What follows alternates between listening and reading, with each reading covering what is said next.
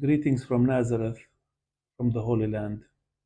Unfortunately, we are back again into war here in this country. And this time, this war has been spread all around Lebanon, Iran, the Gulf states, Jordan, as well as the Holy Land, of course. Our situation here is that we are confined at our homes. We get missiles and we get sirens every now and then, a few times a day, and we have to go to safe rooms or to shelters. We are in relatively better situation than other countries that I just mentioned, where there is displacement and there is killing. Large number of people are being killed, unfortunately.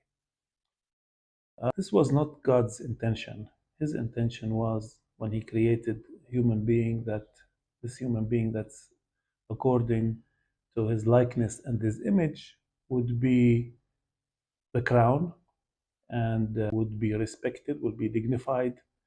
And Jesus wants human beings to live in peace and in harmony, in His shalom also.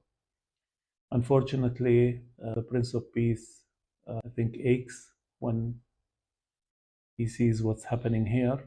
He says, "Blessed are the peacemakers, for they will be called the children of God."